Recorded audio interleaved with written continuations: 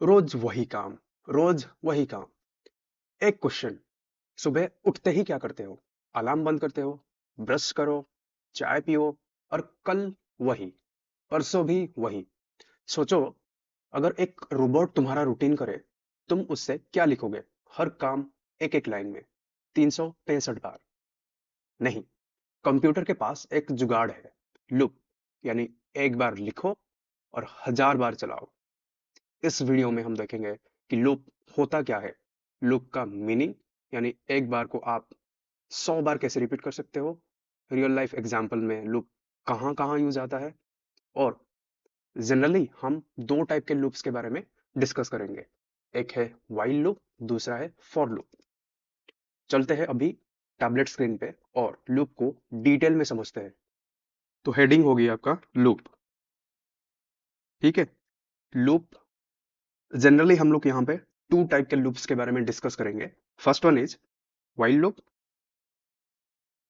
Second one is for loop. अब while loop का applications क्या है? while loop आप तभी चलाओगे जब आपको नंबर ऑफ टाइम्स, यानी कितने बार लूप चलेगा ये नहीं पता होगा।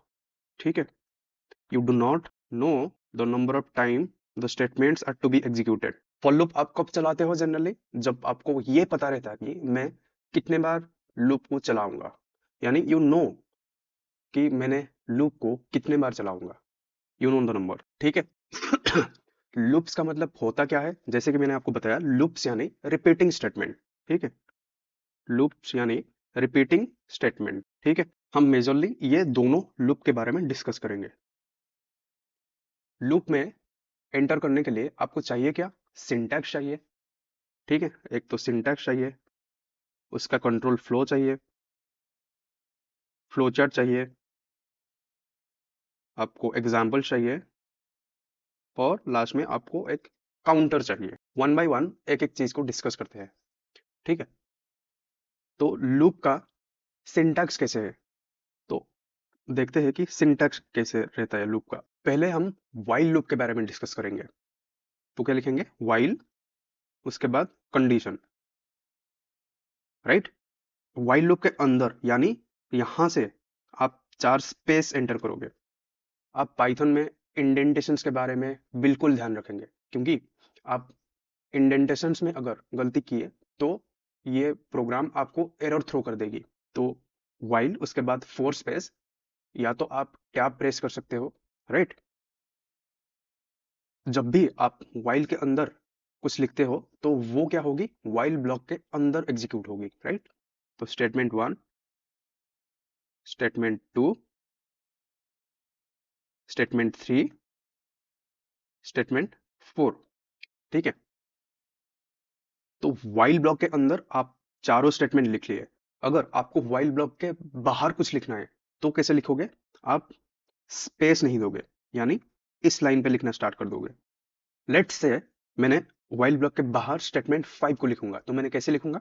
यहाँ पे लिखूंगा स्टेटमेंट 5। अगर आप यहाँ पे नोटिस किए हो तो मैंने यहाँ पे कुछ स्पेस नहीं दिया, यहाँ पे मैंने स्पेस दिया, यहाँ पे भी मैंने स्पेस दिया, यहाँ पे भी मैंने स्पेस दिया। ठीक है,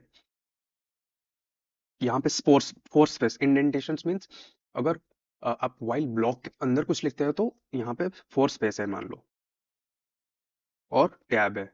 ठीक है, तो कंट्रोल फ्लो कैसे होगी? पहले आपका वाइल ब्लॉक के पास आएगी, उसके बाद अगर कंडीशन ट्रू है तो इसके अंदर जाएगी। इसके अंदर जाएगी मीन्स स्टेटमेंट नंबर 1 को एग्जीक्यूट करेगी, स्टेटमेंट नंबर 2 को एग्जीक्यूट करेगी, स्टेटमेंट नंबर 3 को एग्जीक्यूट करेगी, स्टेटमेंट नंबर 4 को एग्जीक्यूट करेगी। उसके बाद कंट्रोल फ्लो कहां पे जाएगी? फिर से वाइल के पास जाएगी, फिर से चेक करेगी क्या कंडीशंस मेरा ट्रू है। अगर उसको आंसर यस मिलता है तो फिर से ये चारों स्टेटमेंट एग्जीक्यूट होगी। राइट, फिर से ये कहां पे जाएगी? फिर से ये वाइल पे जाएगी। अगर फिर से ये कंडीशंस को चेक करेगी, क्या कंडीशन मेरा ट्रू है? आंसर इज यस, मेरा कंडीशन ट्रू है, तो फिर से ये जाएगी स्टेटमेंट नंबर 1 पे। उसके बाद एग्जीक्यूट होगी स्टेटमेंट नंबर 2, उसके बाद स्टेटमेंट नंबर 3, उसके बाद स्टेटमेंट नंबर 4। उसके बाद कहां जाएगी? फिर से आ जाएगी वाइल पे। लेट से अब की बार मेरा कंडीशन फॉल्स निकला। जैसे ही मेरा कंडीशन फॉल्स निकलता है, वैसे इस लूप के बाहर आ जाएगी फ्लो, यानी स्टेटमेंट नंबर 5 के पास आ जाएगी, इन चारों स्टेटमेंट को छोड़ के, राइट। ये चारों स्टेटमेंट को स्किप कर देगी, यानी व्हाइल लूप से बाहर निकल जाएगी। बाहर निकल के क्या एग्जीक्यूट होगा, स्टेटमेंट नंबर 5 एग्जीक्यूट होगा। व्हाइल लूप का ब्लॉक डायग्राम कैसे बनता है, राइट।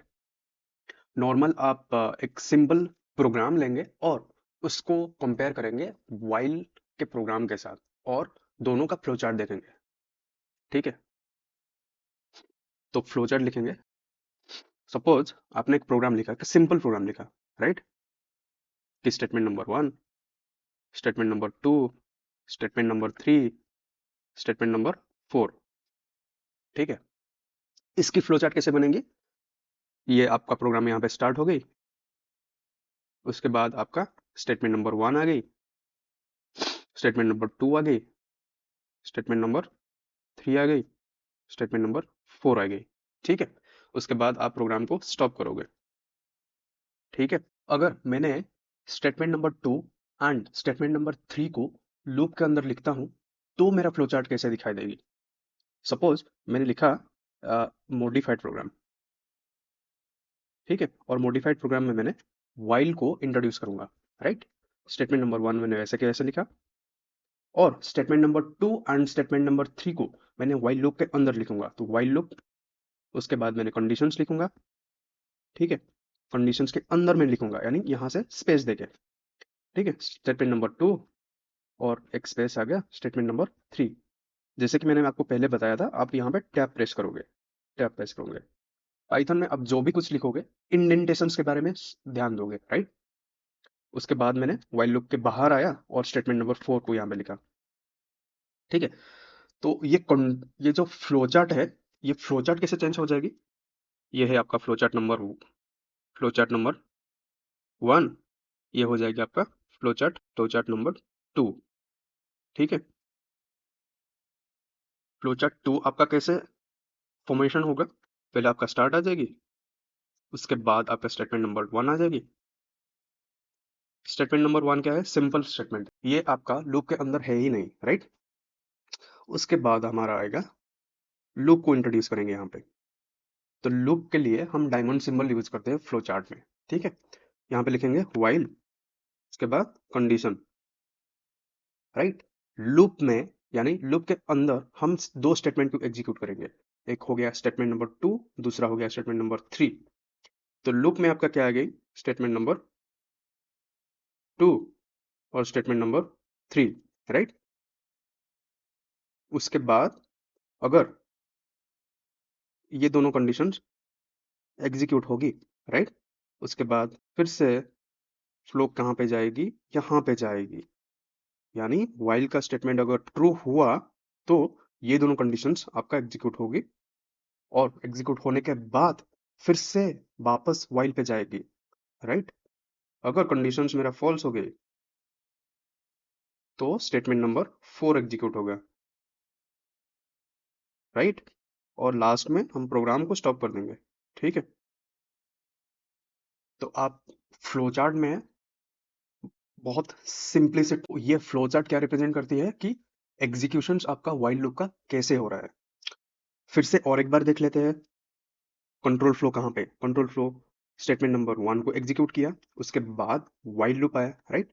अगर आपका कंडीशन ट्रू है, अगर आपका कंडीशन ट्रू है तो स्टेटमेंट नंबर 2 एग्जीक्यूट होगा, उसके बाद स्टेटमेंट नंबर 3 एग्जीक्यूट होगा, फिर से जाएगा व्हाइल लूप पे, और फिर से आपका कंडीशन चेक किया जाएगा।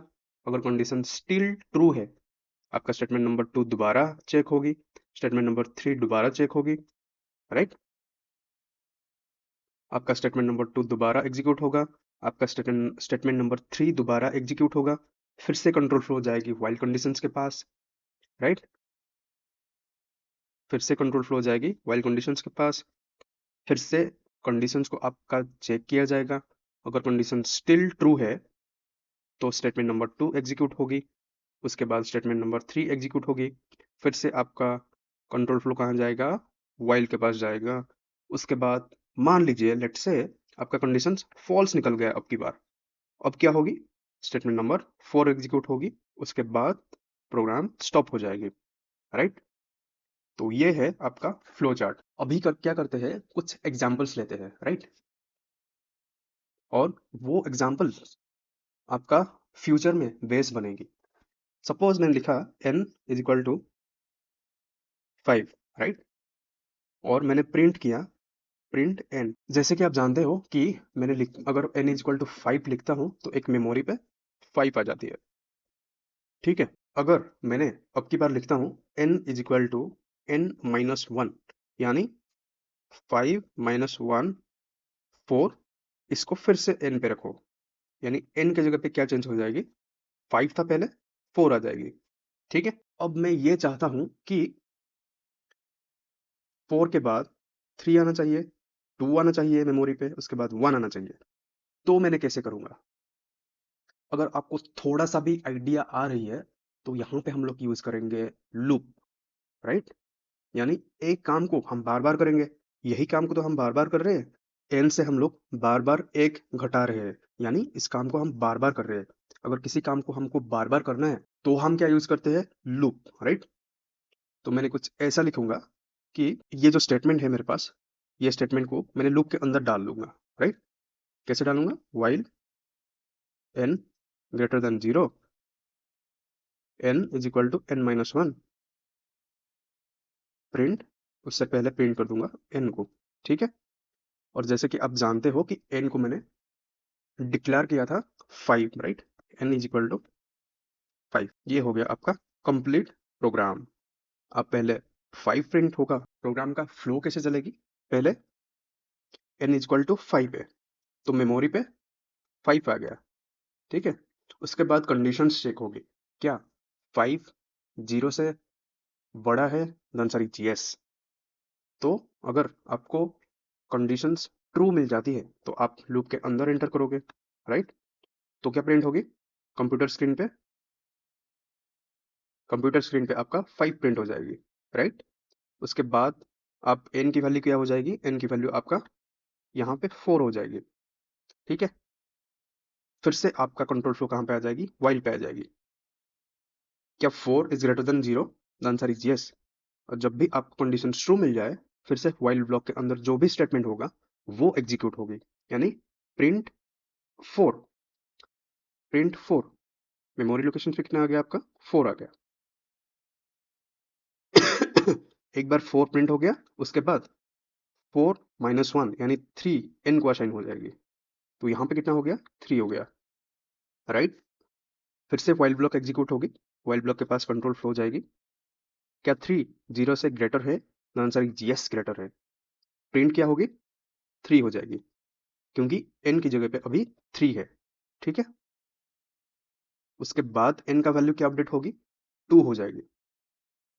मेमोरी लोकेशन पे हम लोग अपडेट कर देते हैं n की वैल्यू 2, राइट? फिर से वाइल के पास गया कंडीशन चेक करने के लिए, क्या 2 0 से ज्यादा है, द आंसर इज यस, तो 2 यहाँ पे प्रिंट हो जाएगी, राइट? उसके बाद n is equal to n minus 1 statement पे 2 की वैल्यू 1 हो जाएगी, ठीक है? n की वैल्यू क्या हो गई, अभी 1 हो गई।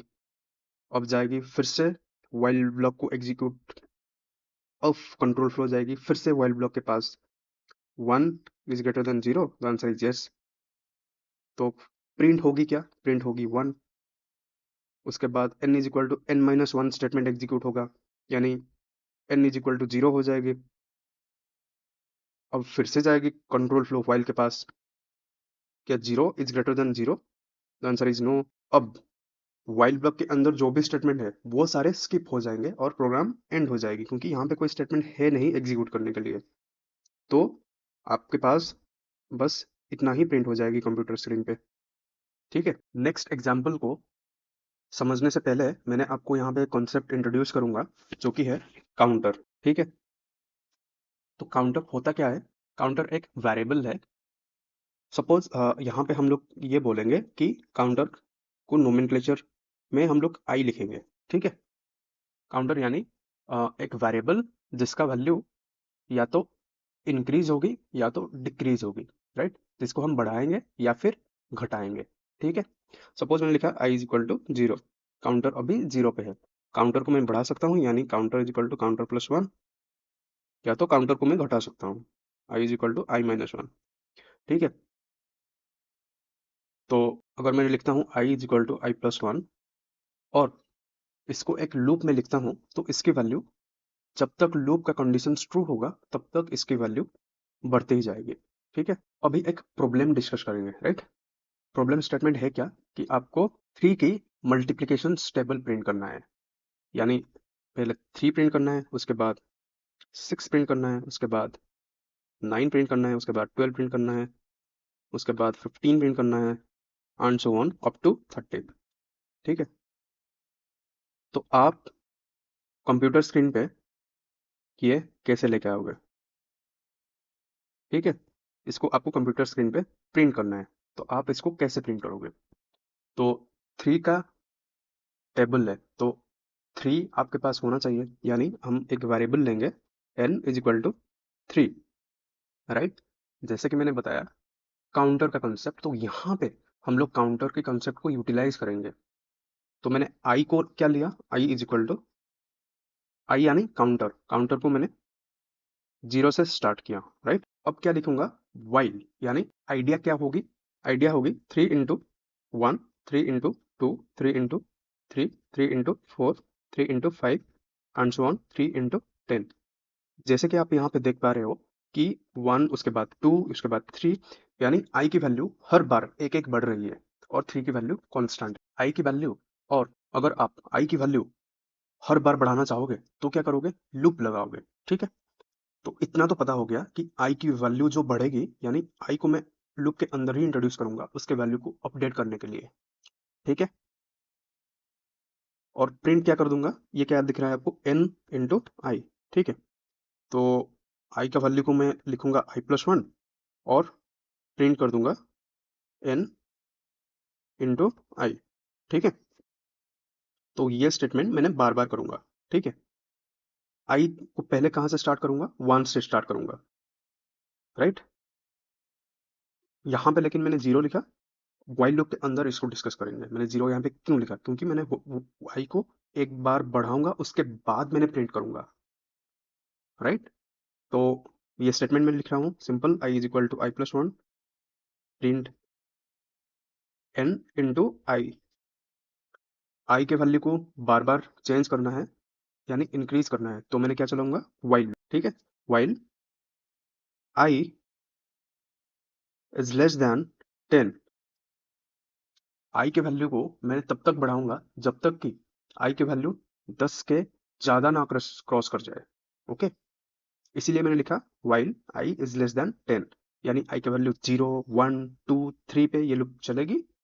जब भी मेरा वाई का वैल्यू 10 हो जाएगी, आई का वैल्यू 10 हो जाएगी, तब ये लूप एग्जीक्यूट नहीं होगी, तब ये लूप ब्रेक हो जाएगी। ठीक है, तो ये है सिंपल प्रोग्राम, इसको हम पीसी पे भी डिस्कस कर सकते हैं।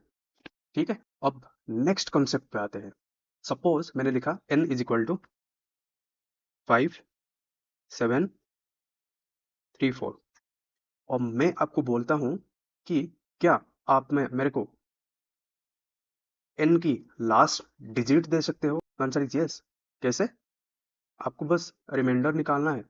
इसका अगर रिमाइंडर आप निकालोगे 10 से डिवाइड करके, तो आपको ये लास्ट डिजिट मिल जाएगी। ठीक है, अब नेक्स्ट प्रॉब्लम सुनो। मैंने ये बोलता हूँ इस नंबर से मेरे को बस लास्ट डिजिट को छोड़ के जो भी नंबर बच रहा है उस नंबर को दो, तो आप क्या करोगे, आप उसको डिवाइड कर दोगे 10 पे। और जैसे कि मैंने बताया था पाइथन में इसको बोलते हैं फ्लोर डिवीजन। पर जब भी आप फ्लोर डिवीजन लगाओगे तब क्या होगी, लास्ट डिजिट डिस्कार्ड हो जाएगी। ये लास्ट डिजिट जो है ना, ये डिस्कार्ड हो जाएगी, राइट। लास्ट डिजिट को पाने के लिए आप क्या कर रहे थे, रिमाइंडर का कॉन्सेप्ट यूज कर रहे थे, और लास्ट डिजिट को डिस्कार्ड करने के लिए डिस्कार्डिंग द लास्ट डिजिट आप क्या यूज कर रहे थे, फ्लोर डिवीजन यूज कर रहे थे। अब इंटरेस्टिंग क्वेश्चन, अगर मैं आपको बोलूं कि ये जो नंबर मैंने लिखा हूं, ये नंबर का सारे डिजिट मेरे को चाहिए, तब क्या आप यूज करोगे? आप यूज करोगे लूप, यानी हर बार आप लास्ट डिजिट को निकालोगे और हर बार आप लास्ट डिजिट को डिस्कार्ड करोगे, यानी कुछ ऐसे होगा, राइट? 5734, हर बार आप 4 को निकालोगे और 4 को डिस्कार्ड करोगे, उसके बाद आपका क्या बचेगी? 573। उसके बाद आप 3 को निकालोगे और 3 को डिस्कार्ड करोगे, उसके बाद आपका क्या बचेगी? 57। अब आप 7 को निकाल के लेके जाओगे, उसके बाद 7 को डिस्कार्ड करोगे। जैसे आप एक नंबर को निकालते हो उसको प्रिंट कर देते हो, इसको भी आप प्रिंट कर दोगे, इसको भी आप प्रिंट कर दोगे, राइट? इसके बाद क्या बचेगी? 5 बचेगी, ठीक है? तो 5 को क्या निकालोगे, निकालोगे मीन्स उसको प्रिंट कर दोगे, उसके बाद उसको डिस्कार्ड कर दोगे, राइट? तो आपको बार बार एक ही काम करना है, तो आप क्या यूज करोगे? लूप यूज करोगे। तो यहाँ पे हम लोग आते हैं, इसको प्रोग्राम में कन्वर्ट करते हैं। तो मैंने क्या किया, पहले रिमाइंडर निकाला, उसके बाद मैंने डिस्कार्ड किया। पहले मैंने रिमाइंडर निकाला, r is equal to n modulo 10, उसके बाद मैंने जो r है उसको डिस्कार्ड करता हूँ। r को डिस्कार्ड कैसे करूंगा? फ्लोर डिवीजन ऑपरेटर अप्लाई करके। तो n को मैंने फिर से अपडेट कर दूंगा, n फ्लोर डिवीजन 10, यानी n की वैल्यू पहले क्या थी? 5734, उसके बाद क्या हो जाएगी? 573, उसके बाद क्या होगी? 57, राइट? उसके बाद क्या होगी? 5, ठीक है? तो इस काम को मैं बार बार कर रहा हूं, तो मैंने क्या लगाऊंगा? लूप लगाऊंगा। While n is greater than 0, यानी जब तक n मेरा खत्म ना हो जाए, जब तक n मेरा 0 ना हो जाए, तब तक मैंने इस लूप को चलाऊंगा, ठीक है? उसके बाद मैंने क्या करूंगा? प्रिंट कर दूंगा r, राइट? ठीक है? और n को यहाँ पे मैंने इनिशियलाइज कर देता हूँ, n इज इक्वल टू 5734। तो ये हो गया आपका कंप्लीट प्रोग्राम। अब चलते हैं कंप्यूटर स्क्रीन पे और जो भी हम प्रोग्राम यहाँ पे लिखे हैं उसको रिप्लिकेट करते हैं, ठीक है? पहले तो गूगल कोलैब को खोल लेते हैं, राइट? मैंने यहाँ पे टाइप करता हूँ Google Colab, right? Google Colab पे मैंने लॉग इन करता हूँ और एक नोटबुक खोल क्विकली यहाँ पे एक मैंने हेडिंग ले लूंगा, एक टेक्स्ट हेडिंग, और उसका फॉर्मेट रख लूंगा बोल्ड, ठीक है? हेडिंग है लूप, राइट? तो पहला प्रॉब्लम क्या था कि हम 5 से 1 तो कंप्यूटर स्क्रीन में प्रिंट कर रहे थे, राइट? तो उसके लिए मैंने एक वेरिएबल ले लूंगा n इज इक्वल टू 5, उसके बाद मैंने प्रिंट करूंगा n, राइट? और n को अपडेट कर दूंगा n-1 पे, और इसको मैंने बार बार करूंगा, तो इसके लिए मैंने यहाँ पे while लूप लगा दूंगा, ठीक है? while n is greater than 0, जब तक n की वैल्यू 0 ना पहुंच जाए तब तक मैं ये काम करते रहूंगा। जैसे कि आप while के अंदर कुछ लिखोगे, तो while यहाँ पे देख पा रहे होगे, पाइथन में आप हमेशा इंडेंटेशन फॉलो करोगे। तो यहाँ पे 4 स्पेस है, तो ये जो अपडेटेड वैल्यू है यहाँ से कट करके मैंने यहाँ पे पेस्ट कर दूंगा और इसको डिलीट कर दूंगा, ठीक है? तो पहले क्या होगी, पहले आपका n is equal to 5 memory location पे 5 आ जाएगी, उसके बाद ये लूप चल जाएगी और आप, ठीक है? जैसे कि आप यहाँ पे देख पा रहे हो कि 5 से 1 तक सारे वैल्यू मेरा प्रिंट हो चुका। उसके बाद हम लोग ने कौन सा प्रोग्राम डिस्कस किया था? मल्टीप्लीकेशन टेबल, यानी n इज इक्वल टू 3 और i इज इक्वल टू 0 पे इनिशियलाइज किए थे। उसके बाद while लूप के अंदर लिखे थे i लेस देन 10 और कॉलन। while लूप पे आप हमेशा कॉलन यूज करोगे जब भी आप कंडीशंस को एस्टेब्लिश कर रहे होगे, ठीक है? अब x एंटर करने के बाद मैंने while लूप के अंदर आ गया, राइट? while लूप के अंदर क्या था? i is equal to i plus 1 and print n into i, ठीक है? तो जैसे ही आप इसको प्रिंट करोगे वैसे आपके पास वैल्यू भी प्रिंट होते जाएगी। जैसे आप 3 के मल्टीप्लीकेशन टेबल यहाँ पे देख पा रहे हो प्रिंट हो। थर्ड एग्जांपल क्या लिए थे? थर्ड एग्जांपल लिए थे कि एक नंबर का हर एक डिजिट को प्रिंट करना, ठीक है? तो n का वैल्यू क्या था? n is equal to 5734 enter, while n is greater than 0, r is equal to, देखो यहाँ पे मैंने while लूप के अंदर आना चाहता हूँ, तो मैंने यहाँ पे सेमीकोलन दूंगा, उसके बाद एंटर करूंगा। उसके बाद मैं लिखूंगा r is equal to n modulo 10 और n का वैल्यू अपडेट कर दूंगा, n is equal to n floor division 10, और प्रिंट कर दूंगा मैंने r को। ठीक है, और जैसे ही मैंने इतना स्टेटमेंट लिख दिया, उसके बाद मैंने इसको रन कर दूंगा। जैसे आप देख पा रहे होगे, यहाँ पे मेरा सारा डिजिट्स प्रिंट हो चुकी है। ठीक है, एन का वैल्यू आप चेंज करके भी देख सकते हो, राइट। जैसे आप इसको प्रिंट करोगे, एन की सारे डिजिट्स आपके पास लिस्ट हो गई। ठीक है, आई होप जो भी मैंने आपको यहाँ पे बताया वो सारे चीज अंडरस्टैंडेबल था। अगर किसी भी पॉइंट पे आपका कुछ डाउट है तो आप कमेंट सेक्शन में बिल्कुल पूछ सकते हो। Thank you so much. Signing.